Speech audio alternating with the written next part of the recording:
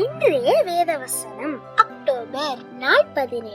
வேதத்துல 2 நாளாகவும் 7ஆம் அதிகாரம் 14வது வசனத்துல, என் நாமம் தரிக்கப்பட்ட என் ஜனங்கள் தங்களை தாழ்த்தி ஜெபம் பண்ணி என் முகத்தை தேடி தங்கள் பொல்லாத வழியை விட்டு திரும்பினால் அப்பொழுது பரலோகத்தில் இருக்கிற நான் கேட்டு அவர்கள் பாவத்தை மன்னித்து அவர்கள் தேசத்துக்கு சேமத்தை கொடுப்பேன். ஆண்டவருக்கு பிரியம் இல்லாத வழியில நடக்கிறவங்களா நீங்க காணப்பட்டீங்கன்னா ஆண்டவர் என்ன சொல்றாங்க, உங்களோட பொல்லாத வழியை விட்டு நீங்க விலகி ஆண்டவரிடத்துல உங்களை தாழ்த்தி நீங்க ஜெபம் பண்ணும்போது ஆண்டவர் உங்களுடைய பாவங்கள் எல்லாவற்றையும் மன்னித்து ஆண்டவருடைய பிள்ளையாக உங்களை மாற்றுறாங்க.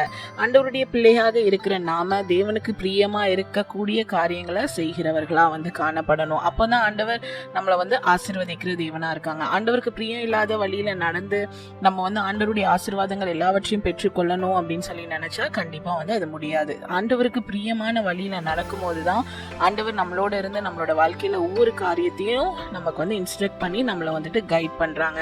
சோ நம்ம ஆண்டவருக்கு பிரியமாக வாழ்ந்து ஆண்டவருடைய பாதத்துல அமர்ந்து ஜெபித்து ஒவ்வொரு காரியங்களையும் நம்ம பெற்றுக்கொள்கிறவர்களா காணப்படுவோம்.